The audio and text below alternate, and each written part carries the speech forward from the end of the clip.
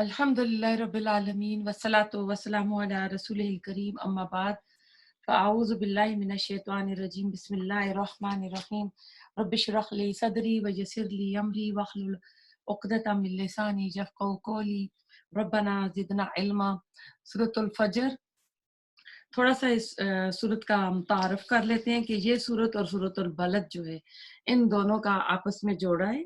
तो सूरत मुज़म्मल से सूरत नास तक जो सूरतें जो है जोड़े की शक्ल में आएंगी। इसके अंदर हमने देखा कि कुछ 4 सूरतों के जोड़े थे, कुछ के जो मज़ाज थे वो एक दूसरे के यानी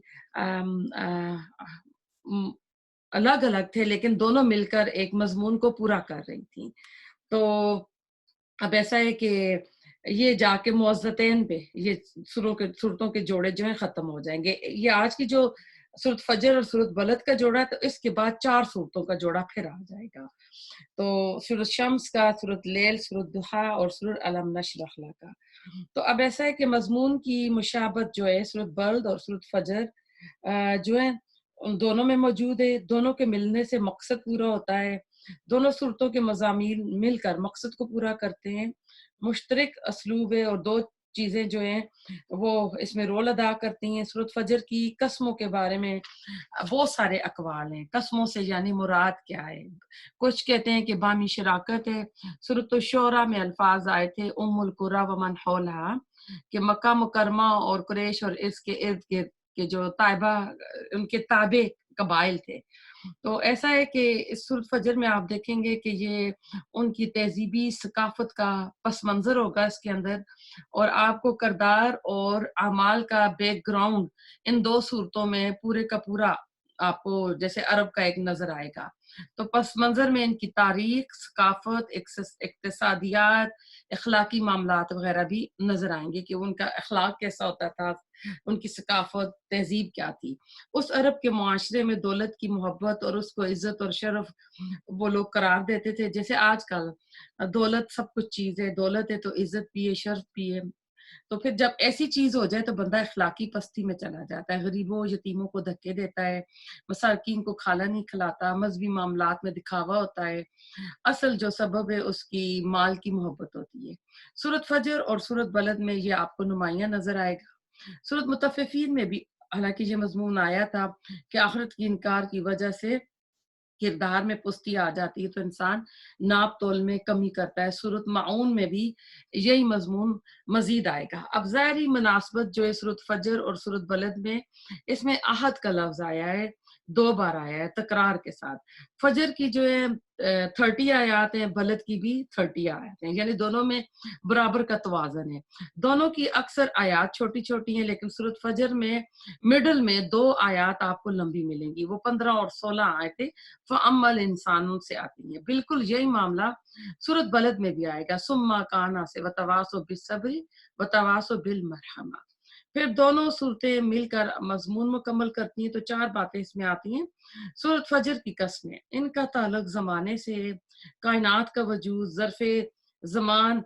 आपको पता है ना ज़र्फ़ ज़मान और ज़र्फ़ मकान 2 चीज़ें होती हैं ना, एक जैसे मस्जिद है और एक मस्जिद क्या होगी ज़र्फ़ मकान हो जाता है, और वहाँ पे जब आप नमाज़ का टाइम करते हैं तो वो ज़र्फ़ ज़मान हो जाता है। तो सूरत फजर में जो कसमें खाई गई हैं जैसे वलयालिन अशर की आई हैं, तो इन कसमों का जो ताल्लुक है ज़माने से है। सुबह का वक़्त है, 10 रातें हैं, वो रातें जब चली जाएँ, लेकिन सूरत बलद में आपको ज़र्फ़ मकान नज़र आएगा। ला उक़्सिमु बिहाज़ल बलद, कि इस शहर मक्का की कसम खाई गई है उसमें। तो आपको ये चीज़ें नज़र आएँगी। फिर आप इसमें देखेंगे कि जब मुआशरे में अम, अख़लाक़ी ज़वाल होगा तो इसकी इस्लाह इस तरह होगी कि कुछ लोग उठें और फिर जमात वजूद में आए और काम करें। ये चीज़ सूरत बलद में आएगी कि तंग घाटी का ज़िक्र होगा, तो वो तंग घाटी क्या है, वो अबूर करनी है, फिर लोगों के साथ मिलकर हक़ की नसीहत करनी है और सब्र की करनी है। तो यही चीज़ सूरतुल असर में भी मिलेगी। फिर इसमें तीसरा पहलू जो है, अहले खैर का अंजाम सूरह के आखिर में आएगा। अचानक एक बात आ जाएगी। सूरत फजर के आखिर में ना एकदम या मुतमइन नफ्सुल आएगा ना, इर्जी इला रब्बिका फदखुली फी इबादी वाली। तो कोई पस मंज़र नहीं है, एकदम से वो आपको आयात نظر آ جائیں گی، لیکن اس کا ربط ہے. اب عمل کیا ہے، کیسے کرنا ہے، یہ ہم کو سورۃ بلد میں ملے گا.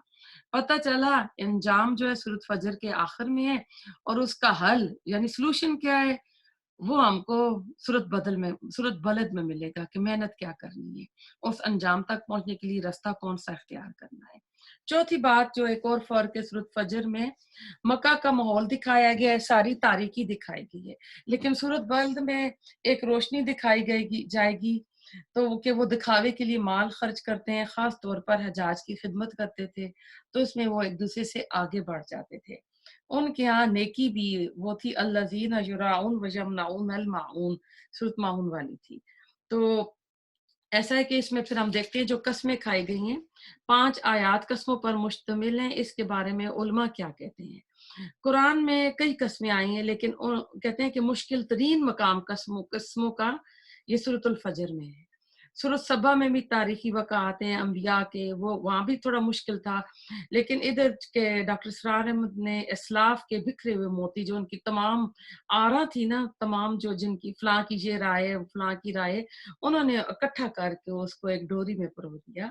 تو اس کے بارے میں جو قسمیں اس کے بارے میں آپ کو بتاتی ہوں کہ الگ الگ، ایک میں کہتے ہیں صبح کا وقت ہے اور رات کا وقت ہے، یعنی 10 راتیں مراد ہیں اور صبح کا وقت ہے. اور ایک کہتا ہے کول ہے کہ ہر صبح اور ہر رات مراد ہے. کچھ کہتے ہیں ہر ماہ کی 10 راتیں ہیں. تو قدیم مفسرین کے ہاں انہوں نے خاص مراد لیا ہے.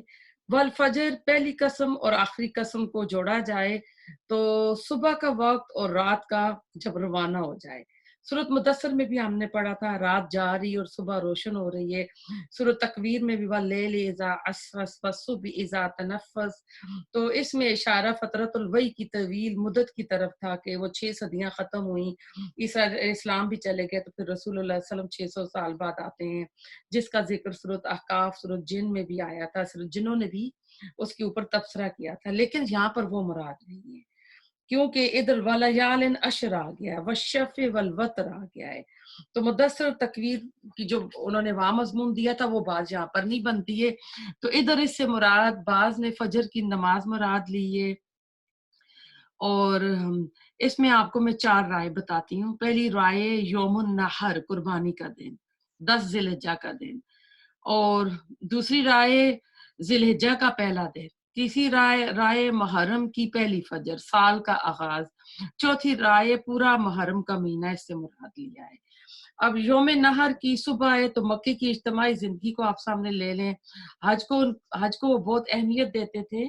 حج، عرفات، مینا بڑے زور و شور سے مانتے تھے. سالانہ جشن کے طور پر حج ان کا، یعنی وہ روح تو ختم ہو چکی تھی، لیکن ایک مذہبی جو جشن کے طور پر وہ مناتے تھے، روحانیت نہیں رہی تھی. تو یعنی ان کی ثقافتی زندگی کا ایک مظہر ہوتا تھا، ایک بتاتا تھا. ولیال عشر جو ہے تو اس سے کون سی 10 راتیں مراد ہیں، پہلی یا آخری 10 راتیں؟ تو ذی الحجہ کی پہلی راتیں حج کا اہم ترین منسک قربانی ہے. یہ مکہ والے عرفات نہیں جاتے تھے، وہ کہتے تھے ہم حرم والے ہیں، ہم مزدلفہ بھی نہیں جاتے تھے. تو حج اکبر وہ یوم نحر کو کہتے تھے، یعنی بقرعید کا جو دن ہوتا ہے. تو اس سے پہلی 10 راتیں وہ مراد لیتے ہیں. ایک اور رائے بنتی ہے محرم کی 10 راتیں، کہ واقعہ کربلا سے تو اہمیت نہیں ہے اس کو. اہل یہود بھی دیکھا کہ عاشورہ کا روزہ رکھتے تھے، تو 10 محرم کو جو نسبت ملی ہوئی ہے وہ جو ہے کربلا کے دن سے نہیں ملی ہوئی ہے، کہ وہ موسیٰ کہتے تھے کہ فرعون کی قوم سے موسیٰ علیہ السلام کو نجات ملی تھی. بعض نے رمضان کی آخری 10 راتیں مراد لی ہیں. والشفع والوتر کو جوڑا کیا تو کہتے ہیں اس کی طاق راتیں اور اس کی جو ہوتی ہیں جوت راتیں. تو مضبوط رائے جو ہے وہ ذی الحجہ کی 10 راتیں ہیں. والفجر قسم ہے فجر کی، تو فجر کا تو میں آپ کو یہ بتا چکی ہوں، ولیال عشر اور 10 راتوں کی. 10 راتوں سے بھی مراد، لیکن اس میں مضبوط رائے جو ہے یہ ذی الحجہ کی 10 راتیں، کہ اس کے ساتھ اتھینٹک حدیث بھی موجود ہے. والشفع اور جفت کی، والوتر اور طاق کی. اب اس میں پھر کہتے ہیں شف کہتے ہیں 2 4 6 8 اور وطر ایک ہوتا ہے، طاق نمبر 3 5 7 وغیرہ. کوئی کہتے ہیں نماز وطر ہے اور کچھ کہتے ہیں کہ کل مخلوقات جو ہے وہ شفع یعنی جوڑے جوڑے کی شکل میں اللہ نے پیدا کی، اور اللہ تعالیٰ اکیلا ہے، وہ وطر ہے۔ پھر کہتے ہیں کہ تمام ادا کوئی جفت ہے اور کوئی وطر ہے، یعنی مختلف اس کے بارے میں آرا کی گئی ہیں، لیکن اس کا جو خصوصی اس کے بارے میں قول ہے وہ یہ کہ شف جو ہے وہ یوم النحر ہے، اور وطر جو ہے یوم عرفہ ہے۔ اور کچھ اس کو کہتے ہیں کہ شف ایام تشریق ہیں، اور وطر جو ہے یہ 10 جو ذی الحجہ کا دن یا 9 ذی الحجہ کو کہتے ہیں کہ وہ ہوتا ہے۔ تو اس کو حج کے ساتھ جوڑ کے تو جو دن ہوتے ہیں منا میں جو رکھا جاتا ہے 11 12 ذی الحجہ کو، اور اس کے بعد وطر 13 کو بنا لیتے ہیں کہ 13 تاریخ کو اختیار ہے، اگر کوئی چاہے تو واپس مکہ چلا جائے اور چاہے تو منا میں رہے۔ تو اس کو حج کے ساتھ جوڑ کے اس طرح انہوں نے کی، اور فجر سے مراد انہوں نے یوم النحر کی فجر لی ہے، اور راتیں ذی الحجہ کی 10 راتیں ہیں۔ شف کو کہتے ہیں 2 دن منا میں قیام لازمی ہے، اور وطر کو کہتے ہیں کہ 1 دن جو 13 ذی الحجہ کا دن ہے جس میں اختیار دیا گیا ہے۔ اب ایسا اس میں اور بھی کئی رائے ہیں، کچھ کہتے ہیں کہ شف آدم اور حوا علیہ السلام کا جوڑا، اور وطر سے مراد اللہ ہے۔ کچھ کہتے ہیں شف 4 نمازیں، 2 رکعتیں 4 رکعتیں، اور وطر مغرب کی نماز جس میں 3 آ جاتی ہیں۔ کچھ کہتے ہیں شف سے مراد جنت کے 8 دروازے ہیں، اور وطر سے مراد جہنم کے 7 دروازے ہیں۔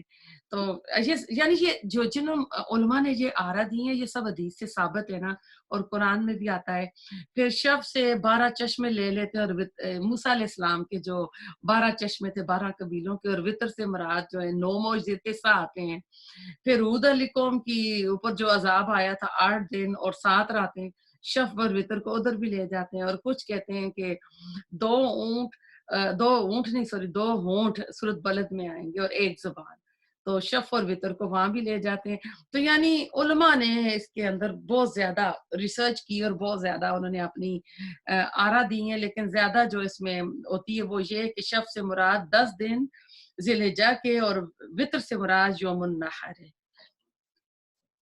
پھر اس میں آ رہا ہے واللیل، اور رات کی اذا یس، جب وہ چلتی ہے، کہ رات جب چلے۔ تو اس میں بھی حضرت اکرمہ، مجاہد، قتادہ مزدلفہ کی رات اس سے مراد لیتے ہیں کہ یہ سب سے زیادہ بھاری اور ثقیل رات ہوتی ہے، اور مناسک حج میں بھی نا، کیونکہ یہ کھلے میدان میں رات گزاری جاتی ہے جو سورج غروب کے بعد، یعنی 9 ذی الحجہ کو جو عرفات کا دن ہوتا ہے، لوگ عرفات کے میدان سے نکل جاتے ہیں، اور جا کے مزدلفہ میں پھر مغرب اور عشاء کی نماز اکٹھی پڑھتے ہیں۔ اور سورۃ بقرہ میں 9 عرفات کا دن عام ہے، وقوف عرفہ جس نے نہیں کیا تو اس کا حج نہیں ہوتا، باقی تو جو چیز اگر نہیں ہوتی تو اس میں دم یا کفارہ دیا جاتا ہے۔ تو اصل دن یوم النحر ہوتا ہے، یعنی مشقت والا دن ہے۔ تو یہاں زیادہ مشقت والی رات جو ہے رات مزدلفہ کی رات کو کہا جاتا ہے۔ اور اس میں مختلف شاہ عبد القادر کا قول جیلانی کا کہ انہوں نے اس سے مراد معراج کی رات لی ہے، کہ جب آپ حرم سے اقصی اور معراج کا آپ نے سفر کیا تھا۔ اور کچھ ایسا ہے کہ 10 سال کہتے ہیں کہ نبوی کے مکہ کے جو بہت تکلیف دہ تھے، عام الحزن، جس میں حضرت ختیجہ اور حضرت آپ کے چچا ابو طالب کا بھی انتقال ہو جاتا ہے۔ اور شف سے مراد 11 12 نبوی لیتے ہیں کہ ان میں یہ سہولت ہو گئی تھی، اور ان میں بیت عقبہ ثانی، بیت عقبہ جو تھی اولا ہوئی تھی۔ تو یعنی مختلف علماء نے اپنی محنت کی ہے، اور اس میں سے یہ سرچ کر کے تو ایک سمجھ لیں موتی اکٹھے کیے ہیں انہوں نے نا۔ تو اب ایسا ہے کہ قسمیں تو کھائی گئی ہیں، ان قسموں کا یعنی جواب مقسم علیہ کیا ہے۔ تو وہ ہم آیت نمبر چلتے ہیں 5 پہ۔ حل کیا ہے فی ذالک، اس میں قسم، ایک بڑی قسم ہے، لذی حجر، عقل والوں کے لیے۔ تو قسم سے مراد شہادت، گواہی، دلیل ہوتی ہے۔ استفہام اقراری یعنی سوالیہ انداز آیا ہے اردو میں جب کہتے ہیں کہ کیا ایسا نہیں ہے، تو نہیں کا جو اضافہ ہوتا ہے ہم جیسے اس کو زور دینے کے لیے کرتے ہیں، emphasize کرنے کے لیے حل یا آتا ہے، تو یہاں جیسے آیا حل عطا کا سورۃ دہر میں بھی آیا تھا۔ تو اب ایسا ہے کہ پتہ چلا کہ اس پہ قسمیں موجود ہیں اور کس چیز کی طرف اشارہ ہے. ان ربک مرصاد آئے گا اس میں کہ قسم اسی کے اندر ہے. تو اس میں کہتے ہیں کہ قریش کو کہا جا رہا ہے تم نے مناسک حج کو کیا کر دیا, توحید کا تم نے کیا حال کر دیا. ابراہیم کی تم نسل سے تھے. ابراہیم علیہ السلام نے اپنے بیٹے کو اس لیے بات کیا تھا کہ نماز قائم کریں, طواف کریں, اور تم نے نماز, طواف, سیٹیاں بجانیاں, تالیاں بجانیاں شروع کر دی. جو حج کی اصل روح تھی تم لوگوں نے ختم کر دی. تو اس میں رایت الذی یکذب بالدین فذلک یدعو الیتیم, تو اصل بات آخرت پر ان کو یقین نہیں تھا. تو وہیں فویل للمصلین آتا ہے, الذین هم عن صلاتهم ساہون. تو اب جس طرح وہ حرکتیں تھیں, حج بھی انہوں نے یہ کیا تھا. اب ابراہیم علیہ السلام نے اپنے بیٹے کی قربانی کس لیے دی تھی؟ یوم نحر کی جو روح تھی تم نے اس کو ختم کر دیا, اور تم نے اس کو ایک جشن کا دن بنا دیا, ایک میلہ بنا دیا ہے. پھر ایسا ہے کہ اسی میں آگے چل کے نا سابقہ اقوام کا ذکر آ رہا ہے, عاد سمود کا بھی, کہ وہ کیوں ہلاک کیے گئے تھے. تو یہ مقسم علیہ ادھر کہتے ہیں کہ یہ آئی ہوئی ہے, اور ہجر کہتے ہیں ذی ہجر, عقل کو باندھ دینا, تو باندھنے والی چیز. تو عقل جو ہوتی ہے انسان کو روکتی ہے, جیسے کوئی رسی سے کسی چیز کو باندھ دیتا ہے تو وہ کوئی کام کرنے نہیں دیتی. تو آیت نمبر 6, علم کیا نہیں ترا آپ نے دیکھا, کیفا کیسے, فعالا کیا ربو کا آپ کے رب نے, بھی ساتھ عاد کے. یہ لوگ احقاف میں آباد تھے, یہ قوم جو سرسب شاداب علاقے میں تھی. تہذیب اور تمدن ان کے پاس تھا. حضرت نوح علیہ السلام کے بیٹے سام اور پھر ان کے بیٹے آگے ارم تھے. پھر آگے چل کر ان کے پوتے جو تھے عاد تھے, اور یہ ان کی نسل تھی. اور قرآن میں ساری تفصیل ہم ان کی کئی بار ریپوٹیشن کے ساتھ پڑھ چکے ہیں. 8 دن اور 7 راتیں ان کے اوپر عذاب آیا تھا. سورۃ الحاقہ میں, سورۃ الاعراف میں, سورۃ ہود میں, سورۃ شعراء میں, سورۃ مومنون میں ہم یہ سارے قصے پڑھ چکے ہیں. تو قوموں کے اندر جب اخلاقی پستی ظاہر ہوتی ہے تو شرک آتا ہے, انبیاء کا جھٹلانا ہوتا ہے, تو پھر کیا ہوتا ہے, اللہ تعالیٰ ان کے اوپر عذاب بھیجتا ہے. عاد کے 2 بیٹے تھے, ایک کا نام شداد تھا, شداد شدید سے, ایک ہی مادے سے, ایک کا نام شداد تھا اور ایک کا نام شدید تھا. 2 ہی مادوں سے بیٹوں کے نام رکھے تھے. اور شداد کہتے ہیں یہ وہی ہے جس کی جنت مشہور ہے, جس نے زمین پر جنت بنائی تھی.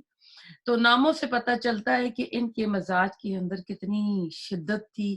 اس لیے حامیم سجدہ میں آیا ہے کہ ہم سے بڑھ کر کون شدید تر قوت میں ہوگا. سورۃ شعراء میں ان کے بارے میں آیا ہے وَإِذَا بَطَّشْتُمْ بِالجَّبَّارِينَ, کہ جب کسی چیز کو پکڑتے ہیں تو بڑی سختی سے پکڑتے ہیں. اور ہود علیہ السلام نے ان کو کہا تھا کہ تم ایسا کیوں کرتے ہو. آیت نمبر 7, ارم, جو ارم قبیلے کے تھے, ذات العماد, ستونوں والے. ارم عاد کا دادا تھا, اور قوم کا نام بھی عاد ہے اور ارم بھی. ان کی سلطنت کا دارالحکومت ارم تھا. یہ ایک رائے ہے. ان کے ہاں بادشاہ کا لقب جو تھا وہ ارم تھا, جیسا کہ مصر میں فرعون ہے, یمن میں طبع تھا, حبشہ میں نجاشی تھا, عراق میں نمارہ نمرود تھا, اور ایران اور روم میں کیسر اور کسرا تھا جس طرح. تو ذات العماد کہتے ہیں انہوں نے اونچے اونچے ستونوں والی عمارتیں بنائی تھیں. عمود, عماد, الصلاۃ و عمادین بھی کہتے ہیں. تو ایسا ہے وہ خود بھی بڑے بڑے تھے اور اونچے اونچے ستونوں کی طرح انہوں نے گھر بنائے ہوئے تھے, کیونکہ جب ان کے اوپر عذاب آیا تو جو جس طرح زمین پر پڑے ہوئے تھے, تو اللہ تعالیٰ نے قرآن میں کہا کہ یہ ایسے پڑے ہوئے تھے جیسے کھجوروں کے تنے کٹے ہوئے ہوں. تو اب ان کے گھر بھی ایسے تھے, وہ خود بھی لمبے لمبے اونچے بڑے بڑے تھے, بڑی ساخت کے. تو یہ اللہ تعالیٰ 30 پارے میں ایک بار پھر مکہ والوں کو نا بتا رہا ہے کہ اگر ان کی یہ حالت ہوئی ہے تو تم کیا چیز تھے. اللہ تھی, اب وہ کون تھے, ارما جو تھے, لم نہیں یخلق, پیدا کیا گیا, مثلہا, ان جیسا, فی البلاد, شہروں میں. تو یعنی دوسرے ممالک میں ان کی کوئی قسم نہ تھی. اگر ان کی عمارتیں موجود ہیں تو وہ ایسی بلڈنگز بناتے تھے جو دنیا میں ان کی مثال نہیں ملتی. اگر وہ خود مضبوط, لمبے, قدآور تھے, تو اللہ کی باقی قوموں میں, اللہ کی مخلوق میں ان جیسی کوئی اور پیدا نہیں ہوئی تھی. واللہ عالم. آیت نمبر 9, वसमूदा और समूद अल्लज़ीना वो जिन्होंने जाबू तराशा अस्सखरा चट्टानों को बिलवाद वादी में। अब आद के बाद समूद का जिक्र हो रहा है। ये लोग आद ही के बाकी मानदा लोग थे, तामीर और तमद्दन के शौकीन थे। इनको आदे सानी भी कहा जाता है। वादिल कुरा इनका मस्कन था। इसके पहाड़ों में इन्होंने तराश कर अपने लिए घर बनाए हुए थे, जिसकी तरफ जाब सखरा के अल्फाज आए हैं। आयत नंबर 10, व फिरौना और फिरौन जिल औताद मेखों वाले। आद और समूद की तबाही के बाद फिरौन और उसकी फौजों का जिक्र हो रहा है। जिल औताद के लफ्ज़ी माने होते हैं मेखों वाला। इसकी फौजें जो थी खेमों में रहती थी, और पुराने वक्तों में तो यही होता था। मिस्र में पूरी तरफ इसकी फौजें बिखरी हुई थी और खेमे जमीन में इतने गाड़े हुए थे कि पूरी जमीन में वो मेखों के सुराख थे। फिरौन की फौजों की कसरत का जिक्र तौरात में भी मिलता है। जो हुकूमत निज़ाम सिस्टम या एक ऐसी हस्ती मजबूत हो, उसकी आर्मी पूरे मुल्क में फैली हुई होती है और उसके अंडर कंट्रोल होती है। फिर वही बंदा क्या करता है, ईमान भी नहीं लाता और फिर खुदाई का दावा करता है, जैसा कि इसने कहा था अना रब्बकुमुल आला। तो कदीम ज़माने की हुकूमतों और बादशाहों में ये मुस्तकिल फ़ौजें रखने का इंतज़ाम नहीं होता था। अगर हमला हो तो ख़ानदानों और कबीलों के नौजवान जो होते थे वो निकल कर जो हमला होता था उसका मुकाबला करते थे। लेकिन फ़िरौन ने अपने-अपने इलाके के नवाबों और उमरा पर भी पाबंदी लगा रखी थी कि ख़ास हद तक घोड़े और फ़ौजी नौजवानों को ट्रेनिंग देकर तैयार रखें कि अगर मुल्क पर हमला हो तो मुकाबला कर सके, क्योंकि खुदाई का दावा किया होता तो हर तरफ से अपने आप को प्रोटेक्ट कर रहा था। इसी वजह से फिरौन को जिल औताद कहा जाता है। तो सबक क्या मिलता है इसमें कि बंदा चाहे सारे इसबाब इख्तियार कर ले, लेकिन अल्लाह की कुदरत के सामने वो बेबस है। जब समुद्र में डूब रहा था तो ये सारी फौजें, ये सारी इसकी जो हिकमत अमली थी जो उसने की हुई थी, वो उसके कोई काम नहीं आई थी। आयत नंबर 11, अल्लज़ीना वो जिन्होंने तगो सरकशी की फिल बलाद शहरों में, फ़अक्सरू फिर उन्होंने कसरत से किया, फी हल फसाद इनमें फसाद, फसब्बा तो बरसाया अलैहिम इन पर रब्बु का आपके रब ने सोता कोड़ा अजाब अजाब का। इन कौमों के रवैये क्या थे? अल्लाह ने इनको वसाइल और ज़राए से नवाजा था। अल्लाह सुब्हानहू तआला की बख्शी हुई हुकूमत और नेमतों से सरकशी इन्होंने इख्तियार कर ली और अल्लाह से बिल्कुल निडर और बेखौफ हो गए थे, तकब्बर और घुमट में थे और ये सब कुछ ज़ाती काबिलियत करार देते थे। वो समझते थे कि जो कुछ अता हुआ वो उन्हीं का अपना है, वो उसको डिज़र्व करते हैं। आजकल हम भी यही करते हैं। इतनी तरक्की कर लेते हैं, इतनी चीज़ें आ जाती हैं तो हम अपनी लाइफ में मसरूफ़ हो जाते हैं। जैसे आजकल मशीनी दौर है, हर चीज़ देखें कितनी फ़ास्ट हो रही है और एंटरटेनमेंट का आप देख लें, एक्टिविटीज़ इतनी हो गई हैं कि यूट्यूब, फेसबुक, स्मार्टफ़ोन, कंप्यूटर और बाहर इतनी चीज़ें बन चुकी हैं एंटरटेनमेंट की कि इंसान के पास इस्लाम के लिए, दीन के लिए टाइम नहीं है। आज तो हज उम्रा के लिए जाएँ तो वहाँ पे भी आप उनको भी वहाँ बेलाजियो और पता नहीं किस तरह के होटल बन रहे हैं, तो वहाँ भी यानी लोगों का ध्यान काबे से उससे हट के इन चीज़ों में लगा रहे हैं। तो हम जिस दौर से गुज़र रहे हैं ना, बाहर इतनी एक्टिविटीज़ आ गई हैं, आप टीवी देख लें, कितने चैनल्स हैं। इंटरनेट को देख लें, बच्चों के हाथों में क्या कुछ आ चुका है। अगर आप पुराना दौर ले लें ना, जिस ज़माने में कुछ भी नहीं था, मकई के माहौल में चले जाएँ, तो सूरज गुरूब होता था तो उनकी तो रात शुरू हो जाती थी, फिर वो रात खत्म कैसे हो? तो वो तो फिर उठ उठ के तहज्जुद पढ़ रहे हैं, लिखने के काम कर रहे हैं। आज हमारी रात ही रात को 12 बजे जो होती है, हम बेडरूम में जाते हैं। बेडरूम में जाते हैं तो फिर हमारे हाथों में वो होते हैं, फ़ोन होते हैं। सुबह उठते हैं तो हमारे हाथों में फ़ोन है। हालाँकि होना क्या चाहिए था, आना अल-लैल आना अन्नार, हम अल्लाह ताला से कहते हैं ना कि अल्लाह ताला हमें तलावत की, कुरान की दे, सुबह की घड़ियों में, शाम की घड़ियों में। तो हमारी जो घड़ियाँ हैं वो हमारी इस फ़ोन के आगे जो है ना ज़ाया हो रही हैं। और आप देखें जब आप छोटे थे, जो मेरी एज के हैं, अपने बचपन का अपना आप टाइम सोचें, एक पीटीवी होता था, वो भी टीवी भी सबके घरों में नहीं होता था। शाम 6 बजे आया, रात को 12 बजे खत्म, दिन को कुछ नहीं होता था। تو اس وقت شیطان نے نا بہت مصروف کر رکھا ہے. تو یہ بڑا چیلنجیبل ٹائم ہے جس ٹائم سے ہم نا گزر رہے ہیں. تو پھر ان چیزوں سے انسان کیا ہوتا ہے نا سرکش ہو جاتا ہے. فاکثر فیہ الفساد. تو جب زندگی میں رونقیں ہو جائیں گی، اتنی تفریح ہو جائیں گی. آج کل کوئی بندہ کہیں جاتا ہے نا کسی جگہ 10 دن کے لیے بھی جاتا ہے نا تو کہتا ہے وہ 10 دن اناف ہی نہیں تھے وہ جگہ دیکھنے. یعنی انہوں نے اتنے آرٹیفیشل چیزیں بنا دی ہیں کہ ہم ان کی رنگینیوں میں گم ہو جاتے ہیں. تو جب اتنی زیادہ آسائشیں آ جاتی ہیں، اتنی زیادہ انٹرٹینمنٹ اور ایکٹیویٹیز ہو جاتی ہیں، اٹریکشنز ہو جاتی ہیں، تو پھر عبادات کے لیے ٹائم نہیں نکلتا. انسان صراط مستقیم سے ہٹ جاتا ہے. تو ہر نفس کی بھاگ دوڑنا شیطان کے ہاتھ میں آ جاتی ہے. پھر اس کے نتیجے میں کیا ہوتا ہے؟ لازمی فساد برپا ہوتا ہے. فصب علیہم صوت عذاب. جب زندگی کے ہر شعبے میں فساد برپا ہو جائے، اس کا قدرتی انجام جو ہوتا ہے نا اس شکل میں سامنے آتا ہے کہ پھر اللہ کے عذاب کا کوڑا برستا ہے. یہ عذاب جن جن شکلوں میں آیا ہم پچھلی صورتوں میں پڑھ چکے ہیں. اللہ سبحانہ تعالیٰ کی سنت ہے جب کسی قوم کو اپنی زمین میں اقتدار بخشتا ہے تو اس کو اللہ تعالیٰ کھلا شترے بے مہار کی طرح نہیں چھوڑتا، بلکہ اللہ سبحانہ تعالیٰ اس کی نگرانی کرتا رہتا ہے کہ وہ اس کے اقتدار کو کس طرح استعمال کرتے ہیں. اگر وہ اللہ کی قائم کردہ حدود کے اندر رہ کر اختیار اللہ تعالیٰ کا استعمال کرتے ہیں تو یہ ان کی خوش قسمتی ہوتی ہے. اگر وہ سرکشی طغیانی میں مبتلا ہو کر اللہ سبحانہ تعالیٰ کی حدود سے باہر نکل جاتے ہیں تو اللہ تعالیٰ خاص مدت تک انہیں مہلت دیتا ہے. اگر مہلت سے فائدہ اٹھائیں تو ٹھیک ہے، ان کی خوش قسمتی ہے، ورنہ اللہ تعالیٰ کا عذاب انہیں فنا کر کے رکھ دیتا ہے. اور اللہ سبحانہ تعالیٰ کا جو فیصلہ ہے وہ اٹل ہے.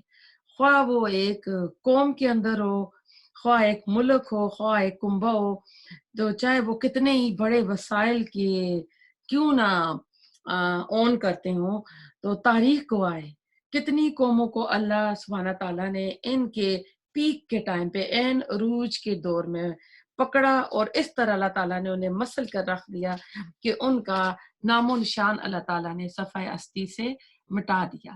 آیت نمبر 14. انا بے شک رب کا رب آپ کا لبل مرصاد البتہ گھاٹ میں ہے. تمام بحث کا خلاصہ یہ ہے کہ تمام قسمیں جو سورہ کے شروع میں آئی ہیں اور ان تاریخی قصوں کا جو ذکر ہوا ہے اس کا خلاصہ سامنے اللہ تعالیٰ نے اس آیت میں رکھ دیا ہے کہ اس سورہ میں اس آیت کو آپ مقسم علیہ کی حیثیت بھی حاصل ہے. مرصاد کہتے ہیں گھات لگانے کی جگہ.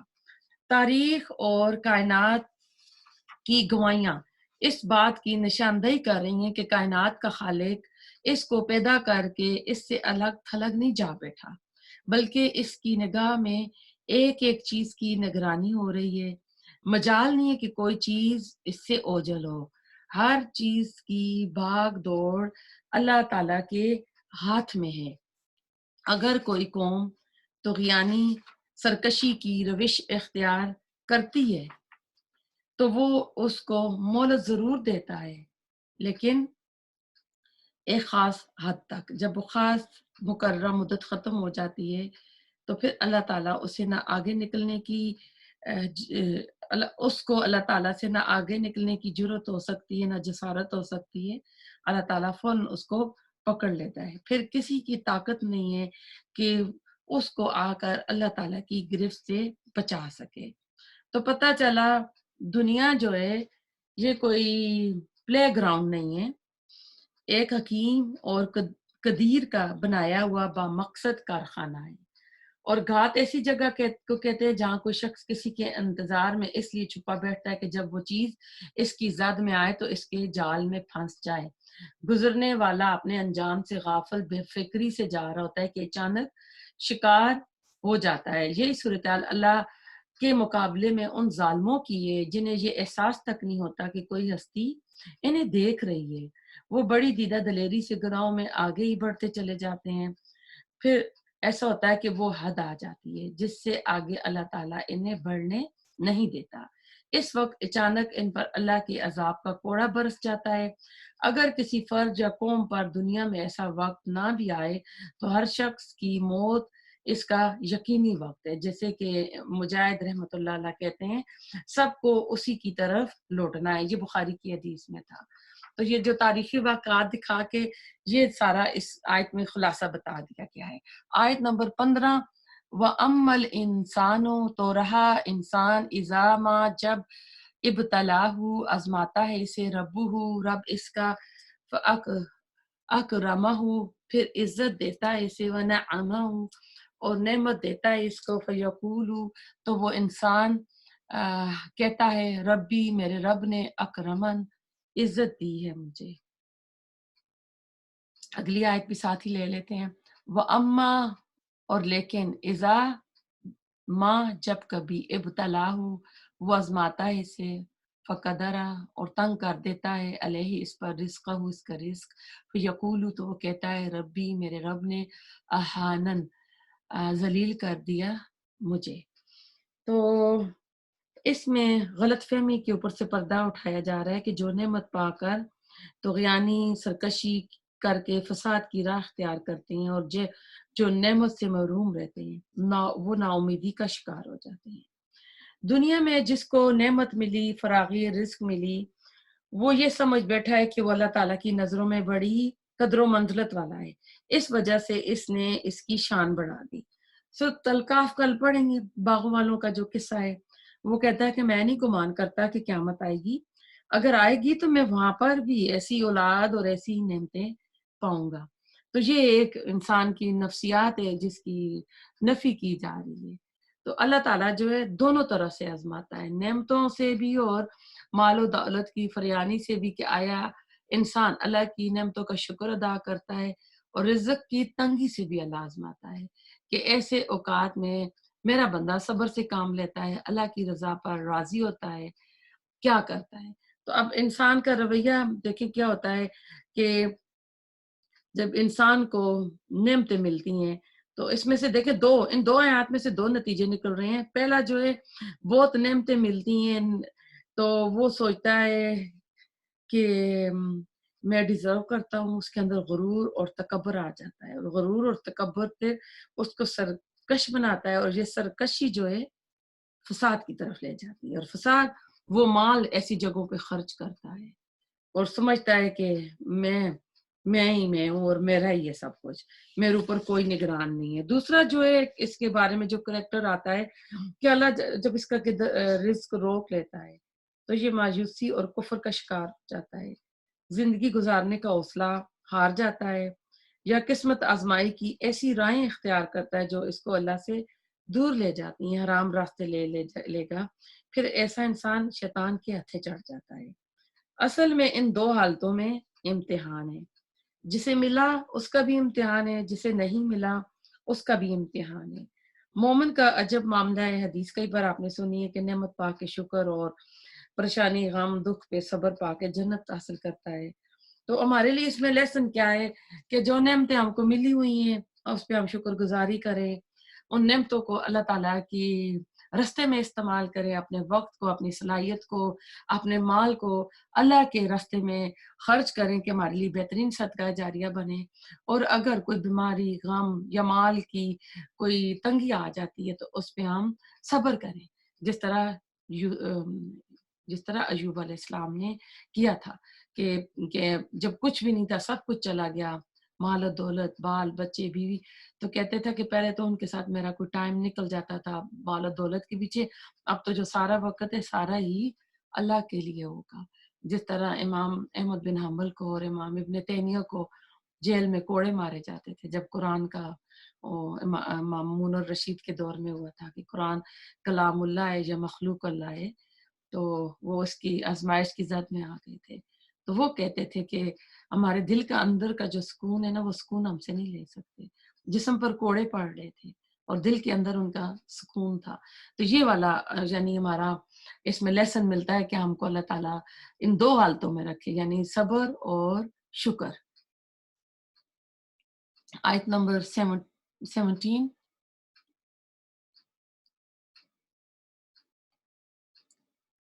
کلا ہرگز نہیں، بلکہ لا تکرمونا نہیں تم عزت دیتے الیتیم یتیم کو، ولا اور نہیں تحادونا تم آپس میں ترغیب دیتے علی طعام کھانا کھلانے پر، المسکین مسکین کو، وتأکلون اور تم کھاتے ہو التراث میراث کو، اکلا لما کھا جانا سمیٹ کر، وتحبون اور تم محبت کرتے ہو رکھتے ہو المال مال سے، حباً محبت، جمع بہت زیادہ۔ ان آیات میں مکہ اور طائف کے جو مالدار تھے، سردار تھے، ان کو براہ راست خطاب کر کے ان کو خبردار کیا گیا ہے کہ تمہارا یہ گمان بالکل بے بنیاد ہے کہ جس کو مال کی فراغی ملی، عزت ملی، سرداری ملی تو اس کی عزت میں اضافہ ہوا ہے۔ یہ عزت افزائی نہیں ہے بلکہ یہ ایک امتحان ہے۔ خدا نے جو بھی نعمتیں بخشی ہیں ان کو پا کر تم تکبر میں پڑ گئے اور یتیموں اور مسکینوں کو تم دھکے دیتے ہو۔ ان کی خدمت، یعنی ان کے لیے اس میں آیا ہے نا ولا تکرمون کے لفظ آئے ہیں، اکرام کا لفظ آیا ہے۔ اللہ نے یہاں یہ نہیں کہا کہ تم ان کو نا کھانا نہیں دیتے ہو، یعنی تم ان کو عزت نہیں دیتے ہو، ان کی خاطر تواضع نہیں کرتے ہو، تم خدا کے فضل کا الٹا مفہوم لے رہے ہو، تم رب اللہ تعالیٰ کے شکر گزار بندے بنو۔ اب عرب کی سوسائٹی میں یتیموں کا مقام کیا تھا؟ اللہ تعالیٰ نے ان کے لیے اکرم کا لفظ استعمال کیا ہے، مددگار کا نہیں کیا کہ اے مالدارو تم ان کی مدد کرو، یا اے مالدارو تم ان کو ان کے گھروں میں راشن پانی ڈالو۔ اس سے پتہ چلتا ہے اس سوسائٹی میں ایسے لوگوں کی عزت بالکل نہیں تھی، اور بدقسمتی سے آج بھی نہیں ہے۔ انہیں عزت کا مقام دینا چاہیے۔ اللہ تعالیٰ قرآن میں یہ حکم دے رہا ہے۔ یتیم جو ہوتا ہے مصرف معاشرے میں دھکے کھاتے پھرتا ہے، تو اللہ نہیں چاہتا کہ یتیم کا حال یہ ہو۔ اللہ تعالیٰ کہتے ہیں کہ ان کو احترام کی نگاہ سے دیکھو، تحادون ایک دوسرے کو کاموں پر ابھارنا۔ جس معاشرے میں دولت عزت و جاہ ہو وہاں پر غریبوں اور یتیموں پر خرچ نہیں ہوتا، سب اپنی اپنی تجوریاں بھرتے ہیں اور سب اپنی اپنی شان و شوکت پر خرچ کرتے ہیں۔ اس لیے نہ تو وہ خود دیتے ہیں اور نہ ہی دوسروں کو ترغیب دیتے ہیں، کیونکہ اگر ایک دے رہا ہے تو انہیں پتہ ہے میرے بھی تجوری سے مال نکلے گا اور مال کم ہوگا۔ وَتَأْكُلُونَ التُّرَاثَ أَكْلًا لَمًّا تم وراثت کھا جاتے ہو۔ اس آیت سے بھی عرب معاشرے میں زور آور کا جو کردار ہے اس کا پتہ چلتا ہے کہ کمزور وارثوں کے جو حق تھے ان کو کس طرح یہ روکتے تھے، ان کی جائیداد پر خود قابض ہو جاتے تھے، بیٹیوں کو تو حصہ بالکل نہیں دیتے تھے یا بیٹا حصہ لے لیتا تھا۔ تو ان آیات میں آپ دیکھیں کہ عزت اور ذلت کا اصل معیار پیسہ اور مال دولت نہیں ہے بلکہ اس کا اعلیٰ اخلاق اور بلند کردار ہے۔ لیکن ان کا حال کیا تھا؟ مال و دولت کو اپنا ہی معبود سمجھ بیٹھے تھے اور اسی پر مر بٹتے تھے۔ یتیموں بیواؤں کی عزت کرنا تو دور کی بات، ان کے پاس اگر کوئی چیز موجود ہو تو اسے بھی ان غریبوں یتیموں سے وہ بھی ہتھیا لیتے تھے، یعنی غنڈہ گردی دادا گیری کرتے تھے۔ یعنی تمہاری پیسے سے محبت اور بخل کا یہ حال ہے کہ کسی مسکین کی تم کوئی حاجت پوری نہیں کرتے ہو، دینا تو دور کی بات، کھانا کھلانا تو دور کی بات، تم دوسروں کو بھی اس کی ترغیب نہیں دیتے ہو۔ پھر میت کی وراثت سے بیوہ کو، لڑکیوں کو، بچوں کو محروم کر دیتے تھے۔ جس کا زور چلتا تھا وہ ساری میراث پوری ہڑپ کر لیتا تھا۔ تو یعنی تمہیں صرف پیسہ ہی چاہیے اور اس کے اصول کے لیے تم ہر جائز اور ناجائز ذریعہ اختیار کر رہے ہو۔ تو تمہارے جو کام ہے نا، لچھن ہے، اللہ کے نزدیک جو ہے نا ان کی کچھ عزت نہیں ہے۔ آیت نمبر تحبون المال حبا جما، نا یہ سارا کچھ مال کی محبت سے ہو رہا تھا۔ دولت کی محبت اس قدر غالب آ چکی تھی کہ انسانیت، شرافت، عدل اور رحم کے جتنے اقدار ہیں وہ سب اس کے نیچے دب کر دم توڑ چکے تھے۔ آیت نمبر 21، کلا ہرگز نہیں، اذا جب دکتی ریزہ ریزہ کر دی جائے گی، الارض زمین، دکن دکا خوب ریزہ ریزہ کرنا، وجا اور آئے گا ربو کا رب آپ کا، والملکو اور فرشتے، صفن صفا صف در صف، وجیع اور लाई जाएगी यौमाइज़िन इस दिन बिजहन्नम जहन्नम यौमाइज़िन इस दिन यतज़क्करु नसीहत पकड़ेगा अल इंसानु इंसान व अन्ना और क्यों कर होगा लहू उसके लिए अज़िक्रा नसीहत पकड़ना यकूलू वो कहेगा या लेतनी ए काश के मैं कद्दम तू आगे भेजा होता मैंने ली हयाती अपनी जिंदगी के लिए। माल के जो परस्तार हैं, माल से मोहब्बत करने वाले, उनको इस तरह धमकी दी जा रही है कि वो दिन आ जाएगा, फिर तुम्हारे लिए पछतावा ही पछतावा होगा, काश और हसरत के अलावा तुम्हारे पास कुछ नहीं होगा। उस दिन तुम कहोगे कि काश मैं इस दिन की तैयारी करता, मैं सदका खैरात कर लेता। तो वो दिन जो आएगा हर चीज को नेस्तो नाबूद कर देगा, दुक्कतिल अर्दु दक्का। तो हर चीज जो जमीन की तोड़ फोड़ कर बराबर कर दी जाएगी, इसके नशेबो फरास, ऊंच नीच पहाड़, सब कुछ इनको हटा कर एक मैदे की रोटी की तरह एक फ्लैट मैदान हो जाएगा। इन वाला जाइलूना मा अलैहा सईदन जुरुजा। सूरत अलकाफ में आपने ये जुबानी भी याद की हुई है कि जमीन को एक चटकल मैदान बना देंगे। वजिया सफन, वजिया मतलब को आया है कि फरिश्ते जो है ना आ जाएंगे सफ दर सफ। तो यानी अल्लाह ताला सुब्हाना ताला आ जाएगा। वजिया वजिया यौम जहन्नम यतज़क्कर इंसान व अन्ना लहू ज़िक्रा। तो उस दिन यानी पर्दा हट जाएगा और जन्नत जहन्नम सामने ले जाएगी। और अल्लाह सुब्हाना ताला भी ना उस दिन वजाअ रब्बुका वल मलकु सफ़न सफ़ा, कि उस दिन आपका रब भी फरिश्तों के साथ अल्लाह आएगा। अल्लाह ताला का जो अर्श है 8 फरिश्तों ने उठाया हुआ होगा। अभी 4 फरिश्ते हैं, क़यामत के दिन 8 फरिश्तों ने उठाया होगा। तो अल्लाह ताला का ज़हूर होगा और उस दिन जन्नत और दोज़ख जो बेनकाब कर दी जाएगी और सजा के मुस्तहिक जो हैं वो जहन्नम में और जजा के मुस्तहिक जो हैं वो जन्नत में जाएंगे। तो असल में इधर जहन्नम का जिक्र हुआ है, हालांकि जन्नत भी लाई जाएगी। जहन्नम का जिक्र इसलिए हुआ है कि पिछली आयत में मुजरिमों का जिक्र हुआ था, तो खिताब उनसे है। तो जहन्नम को देखते ही वो सारे लोग जो बेखौफ और निडर जिंदगी गुजार रहे थे अपनी महरूमी और हसरतों को देख लेंगे और उस दिन फिर उनकी हसरत और पछतावा जो होगा उनको कुछ काम नहीं आएगा। तो ये जो सीन है ना, आखिरत और जन्नत और दोज़ख के मुनकरीन जो है ना, वो जहन्नम को अपनी आँखों से आँखों के सामने देख लेंगे। इस वक़्त तो वो नहीं मानते ना कि नहीं हिसाब-किताब नहीं होगा, बस ऐसे ही अल्लाह ने दुनिया बनाई है और ऐसे ही ये ख़त्म हो जाएगी। तो ये ऐसा नहीं है। आयत नंबर 25 फ़यौमइज़िन, तो इस दिन ला युअज़्ज़िबु, ना वो अज़ाब देगा, अज़ाबहु अज़ाब इस जैसा, अहद कोई एक, वला और ना यूसिकु बांधेगा, वसाकाहु और बांधना उस जैसा, अहद कोई एक। इस दिन के अजाब की शिद्दत के लिए 2 आयत आई हैं। वो ऐसा अजाब होगा जैसा कोई और दे नहीं सकता। आपको पता है दुनिया फानी है, दुनिया की हर नेमत हर चीज फानी है। इसके बड़े-बड़े दुख तकलीफें आ जाए ना, एक बंदे के पास होती है ना कि अब डॉक्टर कहते हैं ये बीमारी इससे नहीं हटेगी, तो क्या होता है, मौत आ जाती है। तो मौत आती है तो उसका दर्द तकलीफ को खत्म कर देती है। लेकिन क़यामत के दिन क्या इलाज यमूतु फ़ीहा वला यहया, तो उस दिन वो अपनी मौत को पुकारेंगे तो उनसे कहा जाएगा आज तुम कई मौतों को पुकारो, तुम्हें मौत नहीं आएगी। सूरत निसा में पढ़ा कि इनकी जो जिल्द है बदल कर दी जाएगी अजाब की शिद्दत में इजाफे के लिए, कि वो स्किन जल गई है तो अब अजाब का जो शिद्दत है वो कम ना हो।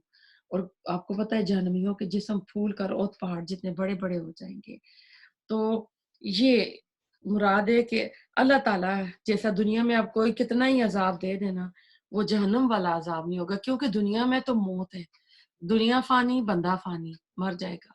लेकिन वहां क्या है, मौत आनी नहीं है। हम फिया खालिदून, पता नहीं कितनी लंबी जिंदगी है, तो फिर वो उसी तरह चलती रहेगी।